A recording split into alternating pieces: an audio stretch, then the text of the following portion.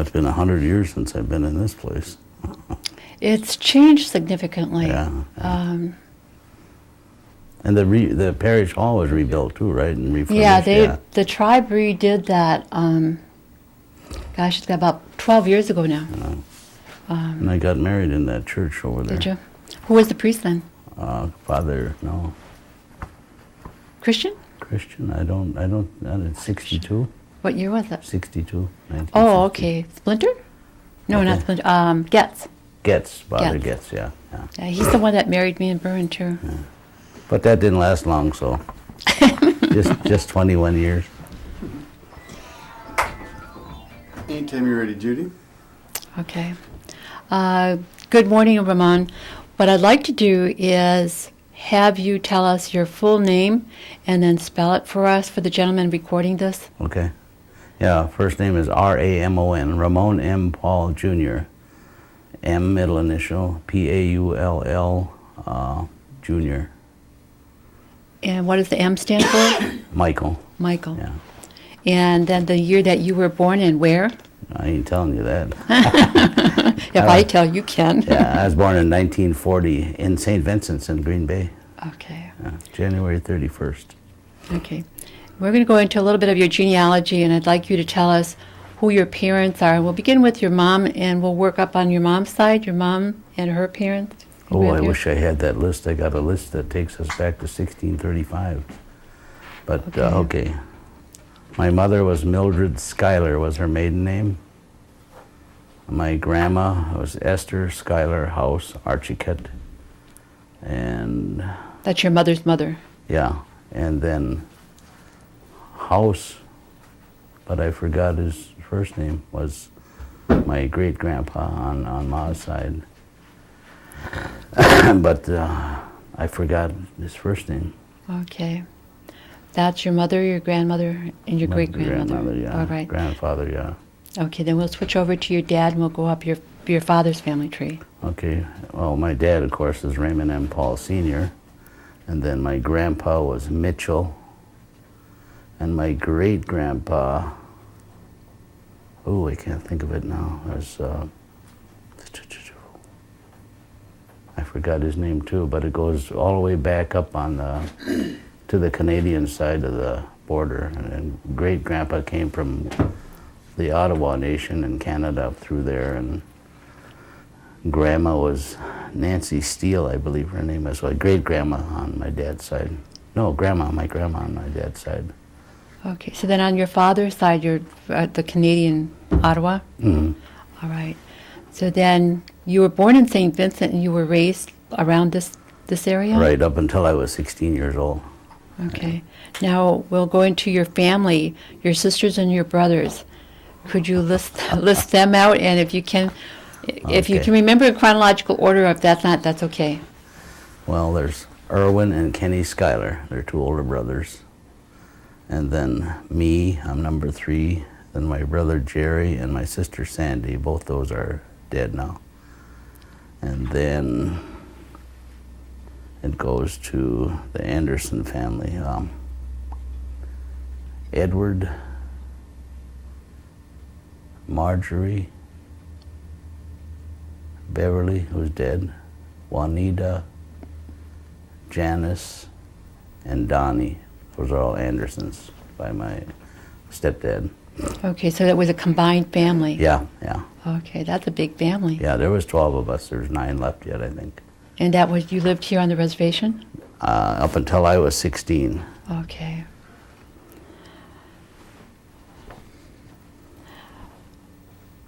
If you were here until you were 16, where were you going to school up until that point?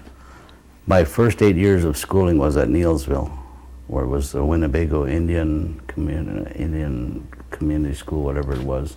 A boarding school? Yeah, there was all tribes from Wisconsin, people from Hayward, Spooner, Black River Falls. We were all mixed up in there, and it was pretty strict school because we were raised by matrons, and if we tried to speak Oneida or Ottawa or Ho-Chunk, I knew some of the languages back then, but it all got taken away from us. Because I remember many times that I had to chew Fell's naphtha soap because I was speaking Oneida or Ho-Chunk. There were other Oneida children there then? Yeah, yeah. Do you remember who they were? Oh boy, yeah, my brothers were there, my sisters on that side. I think my cousins, Annabeth and Noni Ninham, started there. And then there was a family of Zachars that were there, where there were a set of twin girls, Priscilla and Pat Zachar, Right. and their brother Jimmy Zachar. God, I don't remember. That was so far back. You're digging into something that Okay. get old, you can't remember anymore. I know the feeling. When you were at that school, what were some of the duties and responsibilities that you had, and what were the classes that they had? It was basically reading, writing, arithmetic, and some history and English and stuff like that, but all the way up to the 8th grade, it was just, we call it general education, and every day we had people that helped in the kitchen, cleaned up the dining room, and I became a farm boy afterward because we had the own farm there and milk cows and chickens and pigs and such like that. And every morning I'd get woke up at 4 o'clock in the morning, have to go out and take care of the milking and all that kind of good stuff, and then go to run to school and then come out in the evening and go back to the barn and do the same thing, even the plowing and the making hay and all that stuff. That's where I learned how to drive a stick shift. They had a tractor there for us.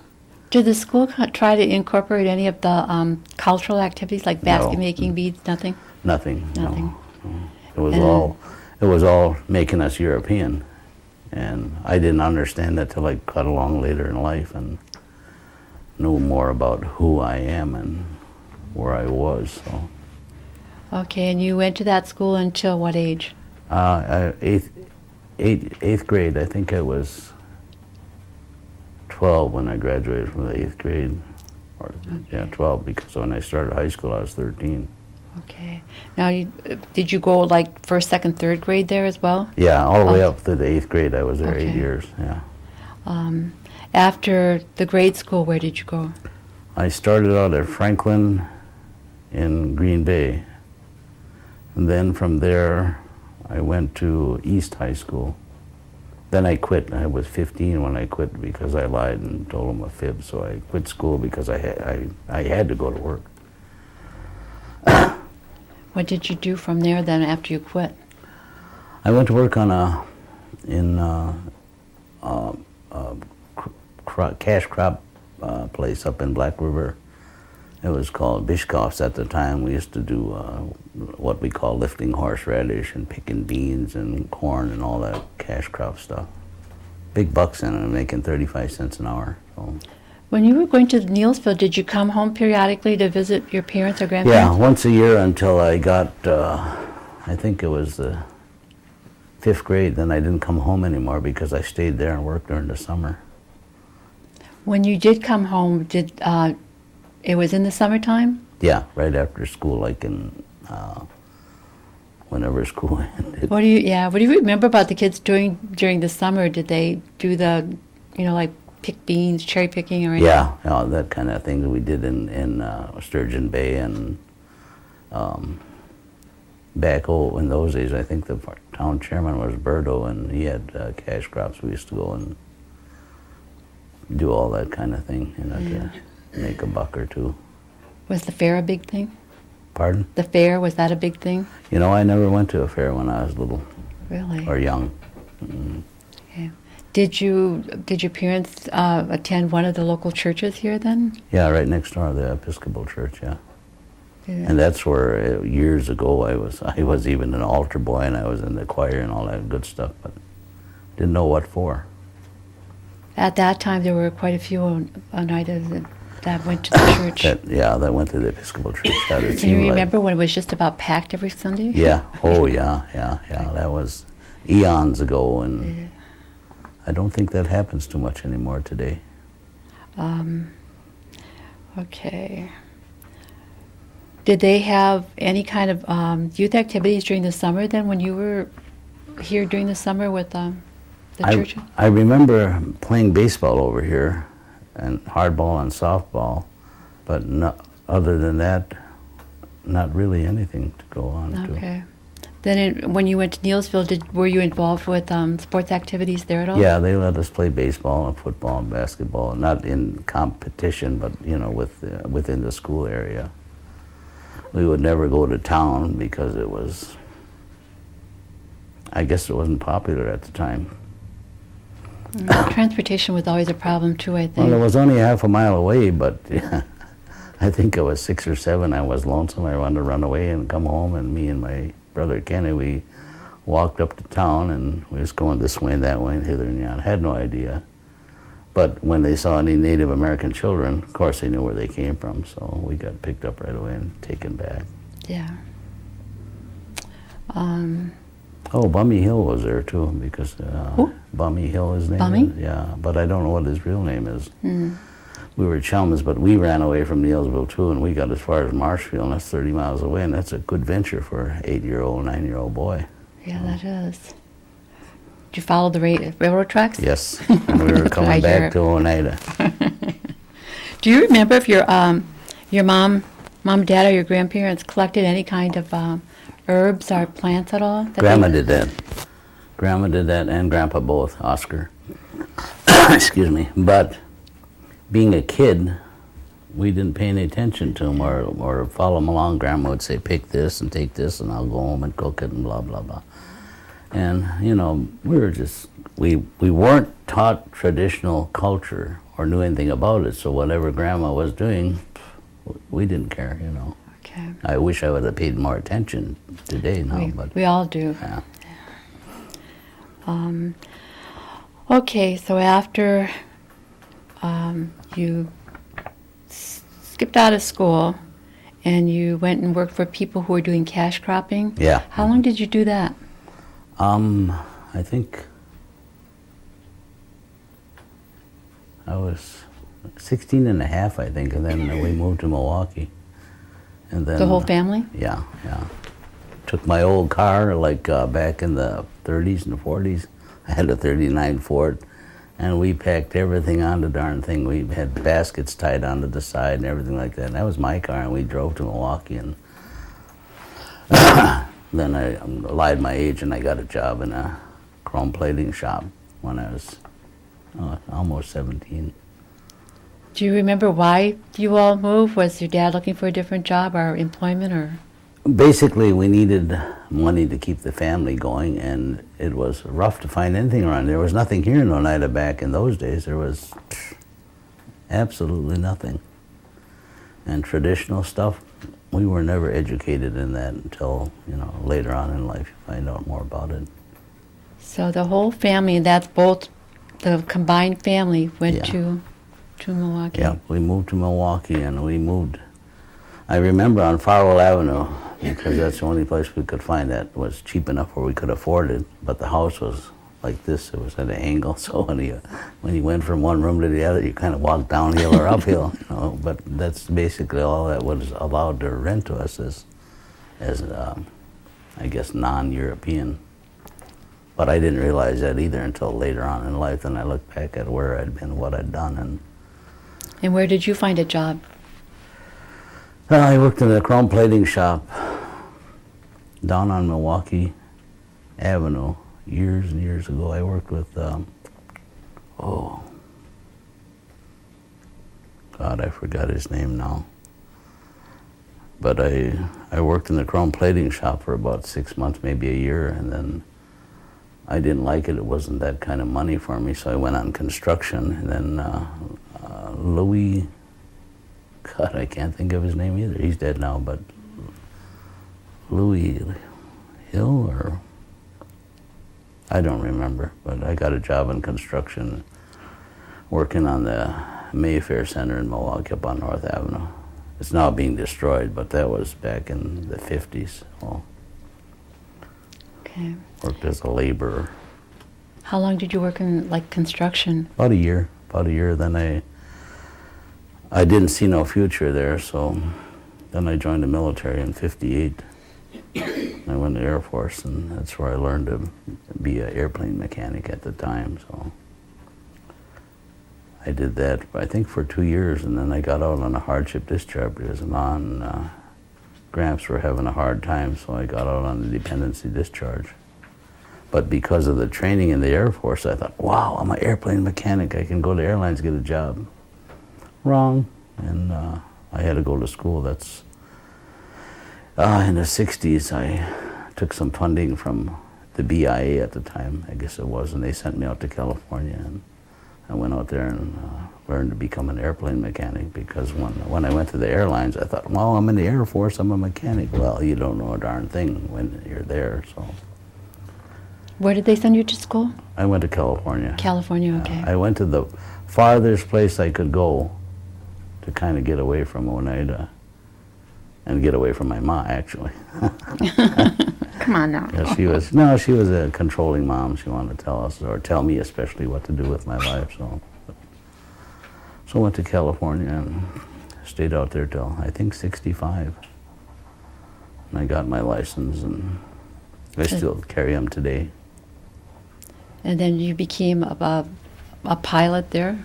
No, after I got out of the airplane mechanic school and I had a license, I couldn't find a job in California. They wanted to pay me $1.75 at the airport. Well, I did work there for about 3 months, and I thought, I can do something better than this in Milwaukee.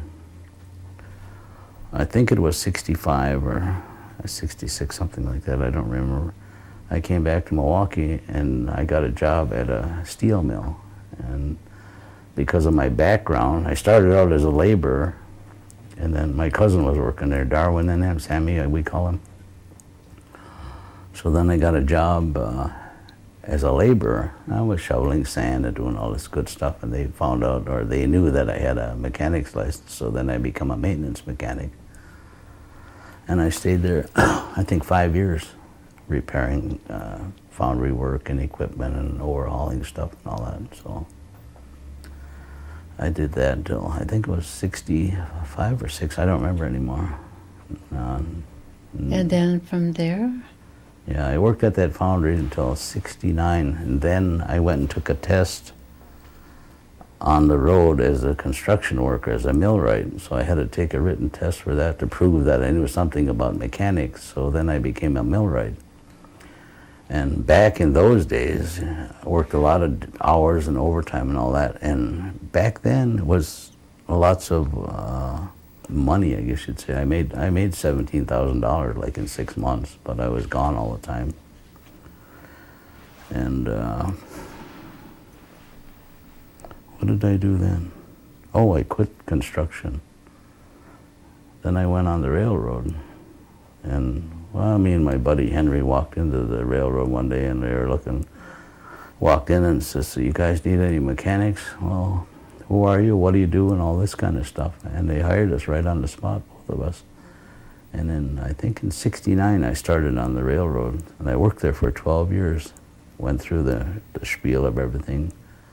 Became a supervisor, but I couldn't handle that because of the way it was run politically, you know. And I worked that for about 2 years, I think, as a supervisor, and then I quit. I went back to working. And during that interim on the railroad, I got hired at the airport as a mechanic. So I worked there on the second and third shift, or second shift. And I left the railroad at 3:30 and would go out there until midnight, 1 o'clock in the morning. I did that for, I think, for about 10 years, both jobs. And the kids used to ask their mom, does Dad live here anymore? Because they never saw me. I'd get up at 6 in the morning or 5:30 and go to work on the railroad, work there all day, and go direct out to the airport. And in that time, the owners of the flight school, I says, well, why don't you learn how to fly airplanes?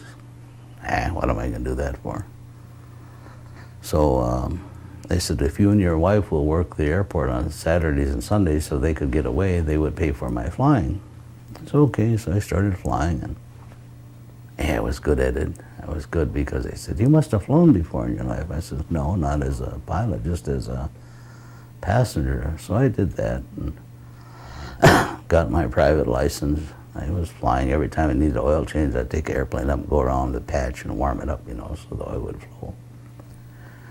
And then the instructor says, why don't you go for your commercial? What am I going to do with that? Then I went and I applied at a flight school, and because of my military service, I had the GI Bill of Rights. So that took care of my free time away from my railroad job. So I did that, and I was flying every day and on weekends, and I found out that, I don't know, it was $6,600 in GI Bill. So then I went for I already had the private license, and I went for the commercial, then the instrument, then the instructor's rating. Then I got my instrument instructor rating, and then that was in mid-70s. Then I decided, well, I worked on a railroad 12 years. Time to change jobs. I'd never been on a job any longer than a couple of years, and always wanted to be on the go. I had itchy feet.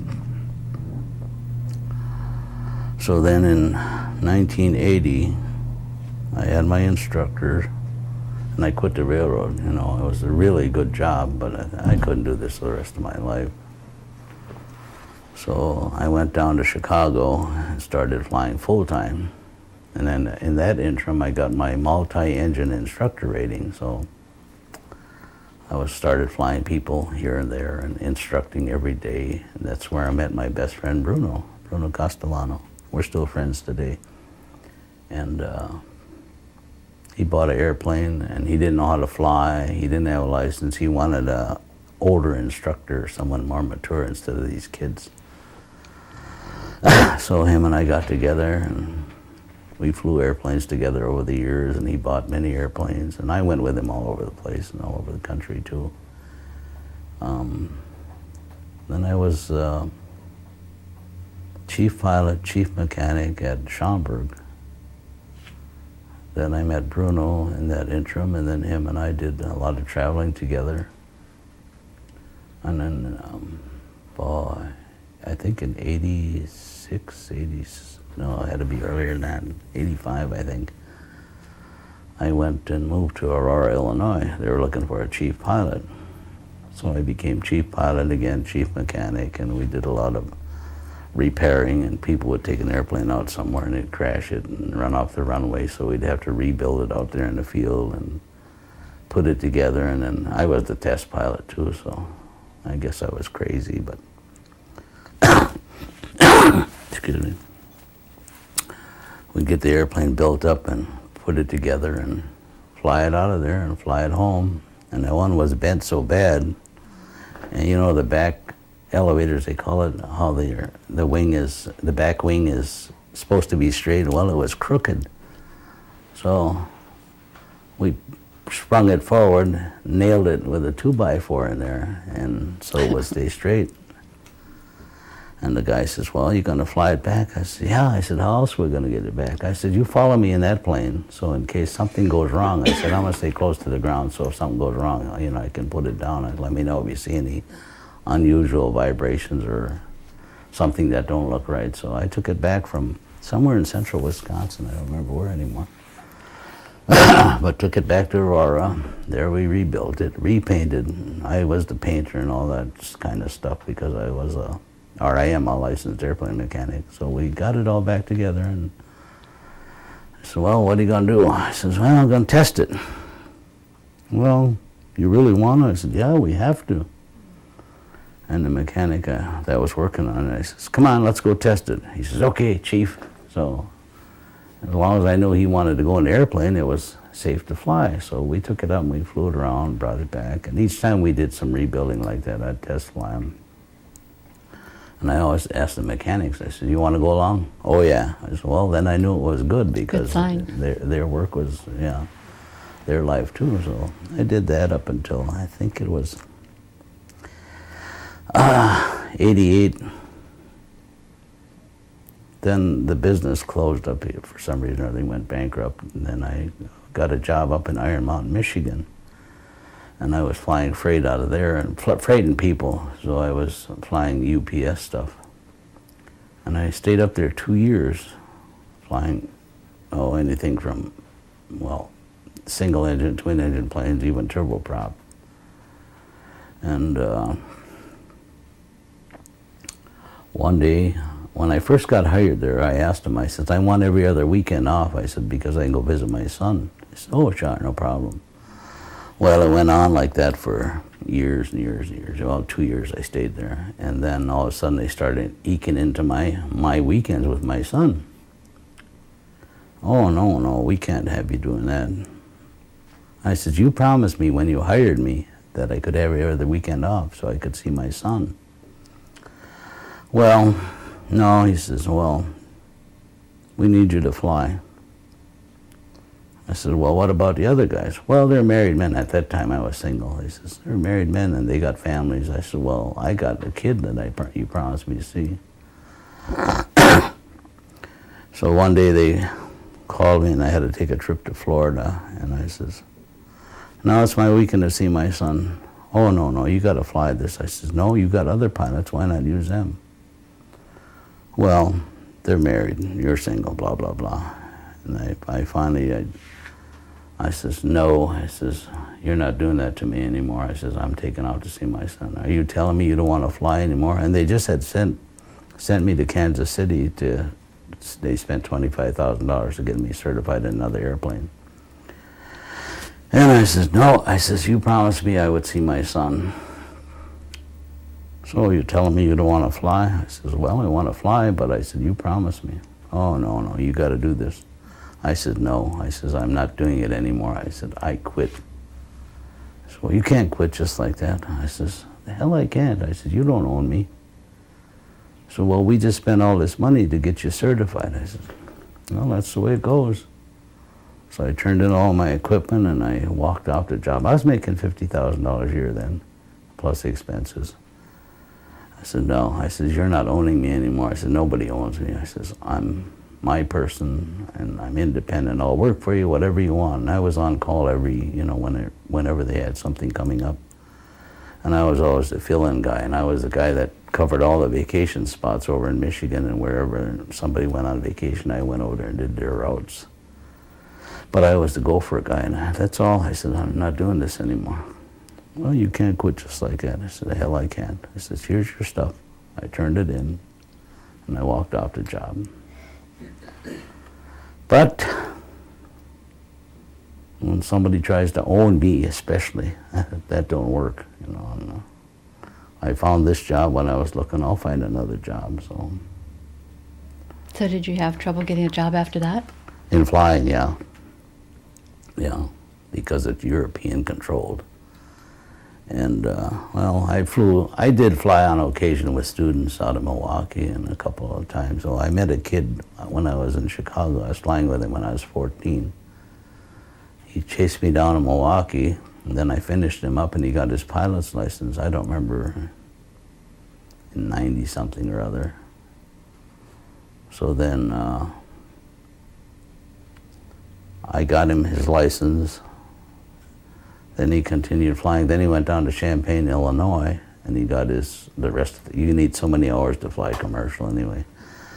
But he built up his time down there, and now he's flying for an airline out of Indianapolis. And it took me about 10 years to find him, but because we have connections with the aviation industry, I wrote him a letter, and then lo and behold, he called me up and asked, Aaron, he says, when I asked him where he's at, he said, I'm in Indianapolis. I said, oh, I said, my daughter's down there. So I took a trip to see my daughter and grandson in Indianapolis, and I called him up, and he came over, and we had a little lunch, and it's been like, he's got to be, I would say 35 now. But he come in the door and gave me a great big hug and introduced me to his girlfriend, because, like I said, I started when he was 14, and then he found me when he was in his 20s and finished him up. And so now he's flying for an airline, and we stay in touch, Many people I lost by the way, whether I've got 3,000 or 4,000 pilots out there, I have no idea, because in my career, I've flown 27 different types of airplanes and had 3 crashes. And I'm still walking around with all the pieces working, so the Creator was with me, and everything is working You want great. to share a little bit about your crashes, and then we'll go back and talk a little bit about your wife. Oh, my wives.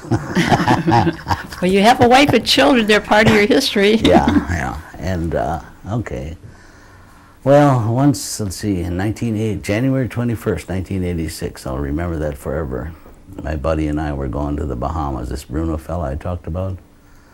And he was one of these big buck guys. He had a fistful of money that would shake a horse. You know, he's in his own business, and he took care of everything. He came and got me at Aurora one day, and he says, Ray, he says, you want to go on vacation? I said, sure, let's go. I said, training? He said, he said, let's just go someplace. I said, okay. So we started out, we went to Florida. We got to Florida and Fort Pierce, and we stayed overnight, went to dinner, had a good time. In the morning, he says, let's go out to the Bahamas. I says, I don't care. He says, when do you have to be back? I said, whenever the hell I get there. Because I was my own boss then. So he says, well, let's get a raft. I said, well, why? We're just going over the ocean, you know, about 50 miles out or whatever it was. No, let's get a raft. I said, okay. So he rented a raft. We took off from Fort Pierce, and we got about 50 miles out, and all of a sudden, put. Uh-oh. Tried all the emergency stuff. Wouldn't restart. So what are we going to do? I said, I guess we're going to land in the ocean. So you read about this stuff. You can't get any factual training in it because they won't teach you how to ditch a plane. You just read and hope it works out right. And so fortunately, it was the kind with the retractable gear on, and I was all clean. So I said, I guess we just put her down. I said, hey, there's a freighter over there. Let's try and glide toward that. Didn't know what it was. And evidently, they didn't hear us or didn't put out an SOS because we gave the coordinates to the controller where we were. And all you can do is hope for the best, and you glide it down, and all of a sudden you hear the water hitting the airplane on the bottom like waves, and then all of a sudden, and then as soon as we hit, I told him, I says, pull back on the wheel as hard as you can. We pulled back and mushroomed it in, and I got a cut on my eye and went a little, crazy with that eye. And then he was okay. We looked at each other and we started to fill up with water. Are you okay? I'm okay. Okay. So threw the raft out, and jumped out of the plane. Doors we had cracked a little bit before we landed because that's what you're supposed to do. Excuse me. So we threw the raft out, and the plane was kind of tipping up. So we jumped off the back of the wing and into the ocean. Got a hold of the raft, and of course it opened up upside down with the automatic. So we flipped it over, crawled in there, and we floated out there for 11 and a half hours. We saw the airplanes going over and all that stuff in the distance, but someone had put a 5 on the forms that they had, and it looked like a 3. So we could see them 30 miles off where they were searching for us, and we were 50 miles out. So, it does well to have good writing abilities, but we could see them looking out there for us, never saw us. And one airplane went over right after we went down because we gave them the coordinates, and someone happened to be flying, and they followed us out or went out to the general area. And you see these movies with folks out there hollering at the airplanes and all that stuff. You can't see a darn thing. You can't see nothing, but we saw him going over and being, never having landed in the water before, we didn't know enough to put out the Flare? The dye, Okay. so they could see us. And so we floated out there. Nobody seen us, and we stayed out there for 11 and a half hours and into the night, and I think we got picked up at 10:30 at night or 11 o'clock, something like that, and we got picked up by a Russian freighter, the last flare, the very last flare, and we could hear that diesel going by, and it was going chug, chug, chug, chug, boats. And the last flare, I said, wait till we see the pilot's house, and we shot the flare up, and all of a sudden they stopped. We could hear the engine stop, and then they knew somebody was out there. They had known that 2 airmen were out there, were down. because they broadcast it internationally. So then we could see the searchlights going. They had one on the front, one on the back, and they were crisscrossing back and forth, and we're out there, and I've got a flashlight and going SOS, SOS, and the waves are chopping us up and down. And they saw us, and we're paddling. We didn't have no oars, so we're paddling by hand, you know, like dog paddling. So we got it over to the boat, and when we got close, they had lowered a rescue boat. It looked like a walnut shell, and that thing came out and got us, and then it got back inside, and the seas were rough, so the boats were going like that, and they finally hooked us up, and then the waves were so bad that the little boat and the big boat were slamming back and forth. Somebody pushed me against the wall, you know, so when it hit, I wouldn't get jarred or knocked out or something. And then Bruno was okay with her, and he had the raft on board. And they pulled us up on that ship finally, and first thing I asked were, "You got any coffee? Got any cigarettes?" It's because I smoke all the time, and so they gave me some Russian cigarettes. And Bruno speaks 5 or 6 languages. You know, he's Italian from the old country. So he says, "I don't know." He said, "I don't understand them." He said, "They're speaking, but I don't know what it is." And later on, we found out it was a Russian ship that had picked us up that was going to Cuba at the time. So Bruno says, "We're on a Russian ship, Ray, and we're going to Cuba." I said, "Bruno, I don't care where the hell we are. It just feels good to be on something solid." So they stripped us down, rubbed us down with hot oil, and put us in their infirmary. And they gave me a shot, I guess, because my heart was going pretty fast. And they gave me cigarettes and coffee and Bruno. And afterward, then I guess they radioed to the U.S. that they had picked up 2 airmen out there. So we're going by Florida. And again, we're on a Russian ship. We didn't know where the hell we were. And they called the Coast Guard, and the Coast Guard came out with a big ship. And then when they transferred us, you know, these little seats you go across on ropes and all that stuff, they transferred us to the American ship. Now they carried us into Fort Pierce. They didn't have, the ship that we were picked up on, the American one, was too big to go into port. So then they transferred us to another smaller boat. And they had these skidoo type things, and they were out there with these, they looked like, you know, the toys that people use today out in the water. But they got them over there, and the things were going up and down like this, and then the guy would holler at me, "Don't jump till I tell you!" So we're sitting there, and all of a sudden somebody says, "Jump!" And you'd go off this landing on the bottom of the boat, you know, and all of a sudden I grabbed somebody, I don't know who the heck it was. Then Bruno came along, he came on another one, they took us into a smaller ship, and the same thing, we had to go, they were going like this back and forth. The guy says, "Don't jump until I tell you." So anyway, they finally got leveled up and close enough, and I was, "Jump!" And we jumped and grabbed somebody, you don't know who the heck you're grabbing. And then they took us up inside, and they says, "You guys hurt or anything?" "No, we're okay, nothing's broken." And I said, "You got any American cigarettes?" The Russian cigarettes were okay, but they're not like U.S., because what we're used to. And they transferred us to that little boat, and then they took us into Fort Pierce and went to the hospital. And because of the news media, everybody was there because there was 2 American pilots that were down and out and got picked up by Russian freighters. So they had a big news conference, and I guess that was my 15 seconds of fame. It made international news all across. They saw it in California and wherever. And then I called my wife at the time, and I told her, I said, "It crashed, I'm okay, we're alive."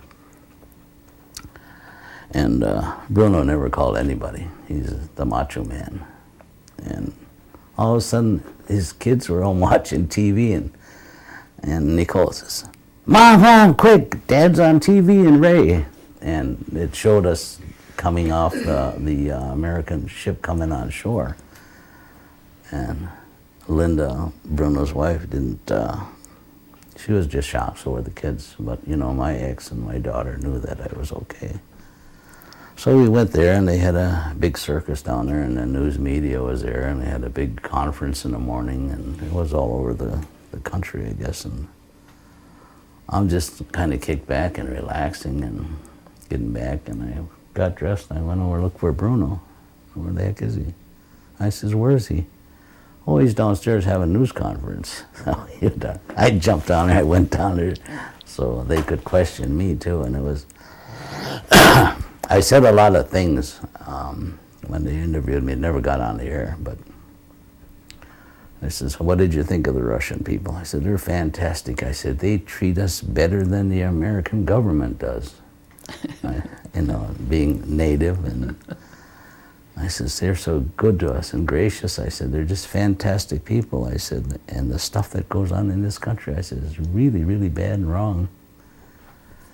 And I think I interviewed out there for probably a good hour, and I told them all this kind of stuff that I thought.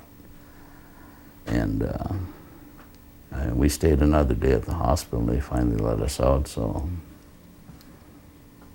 we went to, I don't remember the name of the city anymore, but we got sweatshirts because it was cold on this January, and we had to go back up Chicago. And Bruno was walking up. Oh, he got his fistful of not money enough to choke a horse. So we went in. He bought us 2 tickets, and I said, I need a sweatshirt. I said, I'm cold. Hey, let's go get one. So I took a sweatshirt and got that, and then we flew back to Chicago and got back to the airport where we were flying out of. One of the instructors saw me. He says, what are you doing here? You're supposed to be dead. I says, well, I ain't, because, they assume that it's because you crash in the ocean that you get killed. But we started back again, and right back to the same old business of flying and flying and flying.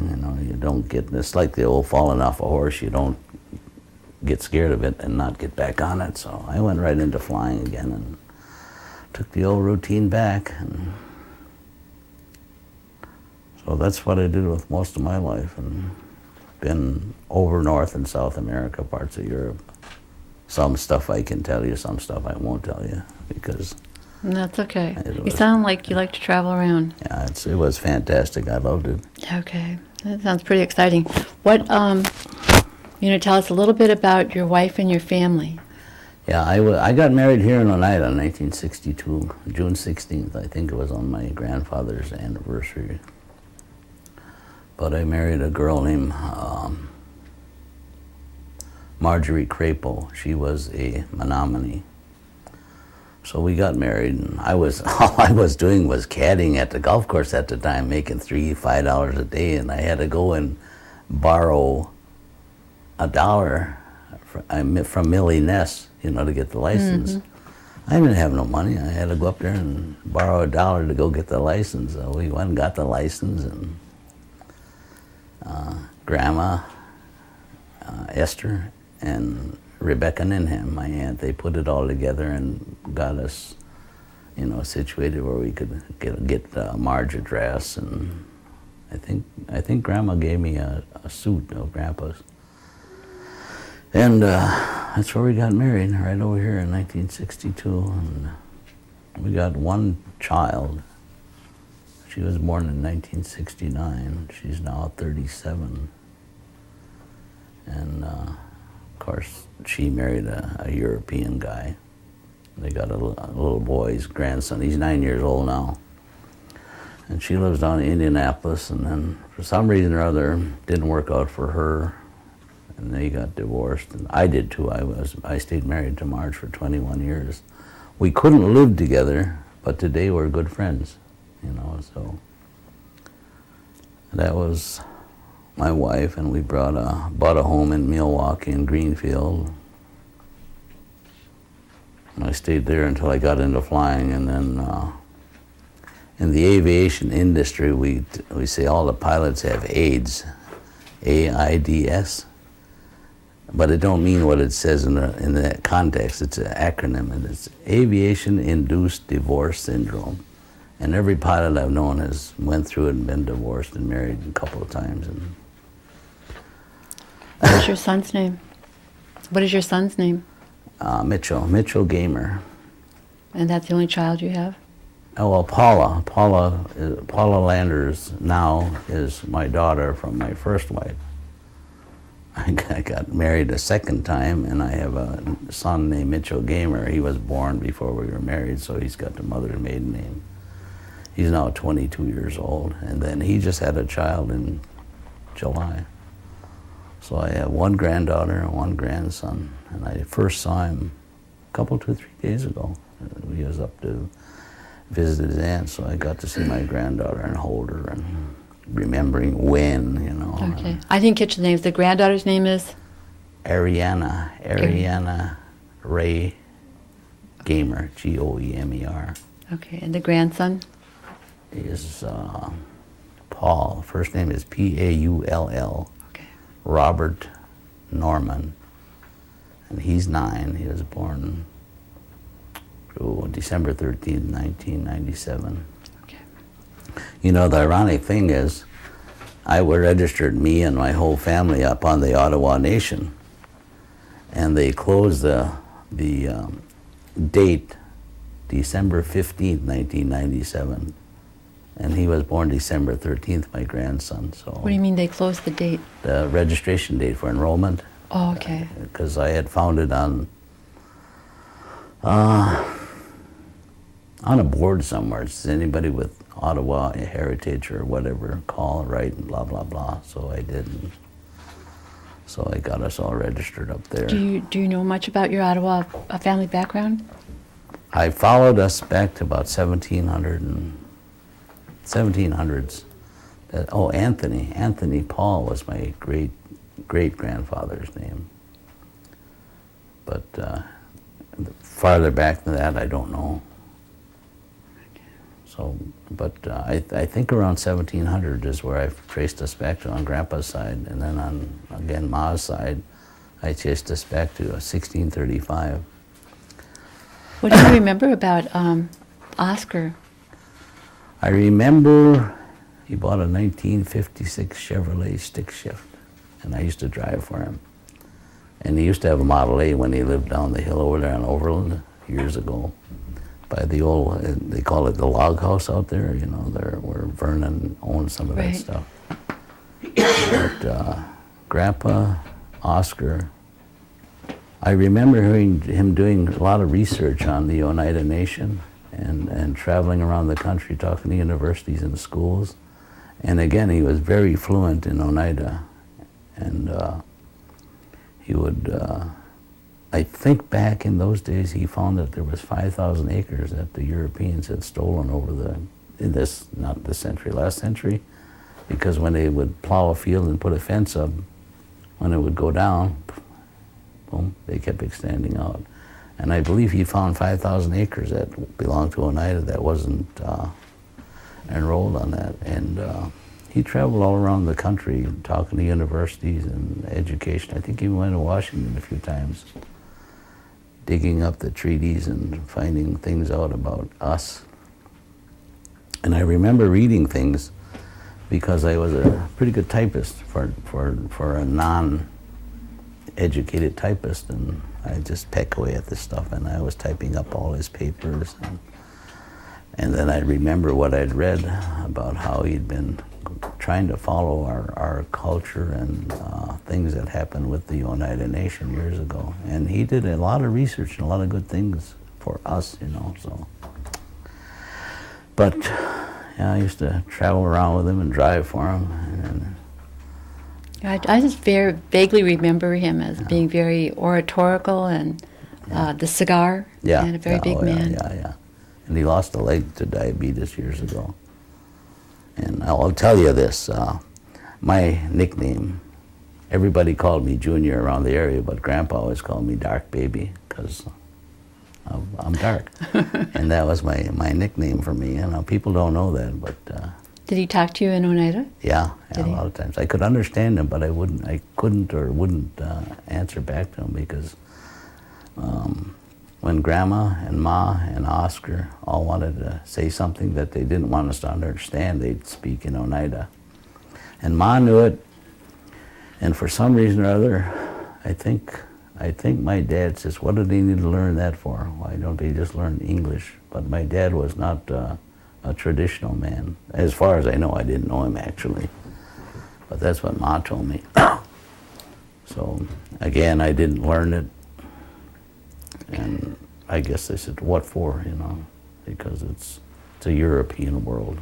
Why you want to learn your own language? Okay. So you were the flyer, continuing to go that route. Have you recently retired from that, or? Yeah, I retired 4 years ago from the world in general. I quit flying in '89. I still kept my activities flying. I still stay current. I still have an instructor's permit and my mechanic's license. I still do it on occasion, but the only people I fly with now are people that I've known before or I've taught before, and they buy their own planes. And, like a fellow I taught in Milwaukee, we went out to Oregon last year. He bought a plane out there. We flew out to Oregon and flew it back. And then he calls me up and asks me if I want to go to Mississippi. So we flew down to the Gulf to take a look at all the damage that was done. So the people that I do fly with today are just people that I've flown with before in times, and otherwise, it's not as exciting as fun when you're a youngster, you know. So. Well, I heard the bush pilots in Alaska have a kind of a rough time, but they're very good at it. Oh yeah. I have a friend. His name is John Rank of Rank & Son Buick in Milwaukee. He now owns the place. His dad died and his mother, I think, is still alive. But in 1984, I think it was, he called me up and says, Ray, I bought a plane down in Louisiana. He says, you want to bring it up to Alaska for me? So he flew it from Louisiana, Mississippi somewhere. He flew it up to Kenosha, and it's a little yellow plane. You always see him advertised on TV. Little two-place airplane, and he had me take it from Kenosha to Alaska, and was that exciting. And it took me 40 hours to get up there, 40 hours of flying time, and I had a co-pilot with me and took a 30-30 with me and a pistol in case I went down somewhere up there. And I think would it take a week or 7 days, something, or maybe more to get up there. But it's a fantastic flight. And many times over Montana, the winds are so strong, I'm indicating 90 miles an hour, and I'm watching the cars and the trucks down below, and they're all passing me up because the wind is so strong, holding me back. I think I was going like 35 miles an hour, you know, and then the trucks and cars were passing me up on the highway. And then if you ever get an opportunity to see the glaciers, they are most beautiful, but they're better than what you see on TV. If you get down close, and I did that because I'm a crazy pilot, but I got down there and, hey, let's go look at this. And that blue is so gorgeous, it's unbelievable. And I made the trip up to Alaska, and it was an exciting flight. When you came in earlier, you were talking about doing voiceover. Mm-hmm. Was that part of one of the jobs that you had, or? No. I did some commercials in Milwaukee, and they had me speaking both and acting to play them. I did 4 commercials so far. And then, oh God, maybe 10 years ago, some guy's wife called me and asked me if I would speak because they wanted a Native American to speak for whatever she was doing. And I called her up and I said, your husband so-and-so said you need someone to speak on for taping of whatever you're doing. She says, yeah, she said, I do, but I need a Native American. You don't sound like you're Native American. Duh. I mean, what did they want me to speak like, you know? Maybe someone older generation that has that little dialect in their language, and I think she was looking for someone that would speak like, I suppose like Tonto did, you know, back in those days. But she says, you don't sound like Native American. She says, no, I'm afraid I can't use you. Okay. So I run into kind of stuff like that. I'll tell you a little incident. I was, back in the mid-'80s somewhere, I think. I got a $2.5 million airplane I'm driving, well, flying. As you get an older pilot, we call it driving. But I went down into North Carolina, South Carolina, somewhere, and I don't know where it was anymore. But I landed, I taxied in, went to the tarmac. I went out to open the door to let the passengers out, and the guy looked at me, he says, "Where's your pilot?" Here, I'm non-European. And he says, "Where's your pilot?" I says, "I am the pilot." And then all of a sudden everything changed, because there are no natives, as far as I know, that are flying corporate airplanes or commercial airlines. Right. So I'm working on a project, by the way, too. I'm trying to get the funding from the different tribes in this country. I want to start a Native American Aeronautical Training Center. So I'm trying to get funding. I got the letters now. I got to turn into Lloyd Paulus and Kathy Hughes and so on. And if I can get that started, I would like us to get totally Native American pilots, instructors, mechanics, and all that good stuff, to get the kids out of the streets and the drugs and all that kind of good stuff, you know. And we got too many good kids and intelligent kids that are just kind of falling by the wayside because it appears that nobody cares, you know. But Well, I think it's something most kids, it's Dream so about. high above them, they don't even think Yeah, of doing yeah. things at that level. But if they knew that there was something, Yeah. they'd reach for it. because we're looking for freedom, like an eagle, and that's what we want to be, because that's part of our creation. And I think that would be great if we could do that with That's an all the excellent idea. tribes. I looked on the internet, and I started out first in Wisconsin. There's 9 tribes in Wisconsin. And I thought, wow, we got a whole population out there. Well, let's expand out to the United States. And I looked on the internet for all the things that were going on. And when I flew to Mississippi about a year ago, I stopped down in Cape Girardeau, Missouri. And there is an old military training, Air Force training base. It's used just for weekend pilots and stuff. But the whole thing could become tribal sovereignty. It's there, and there's, I don't know, 27 or 30 acres, and they got the runways, everything's there. The only place that we wouldn't have on there is a place for dormitories. Where's that at? It's in south of Cape Girardeau, Missouri. Okay. But I looked at that and I said, wow, if we could start this right here. It's centrally located for all the tribes in the country.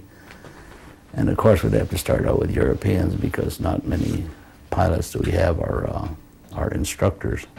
But if we could do that and develop into that, because, you know, I haven't really checked,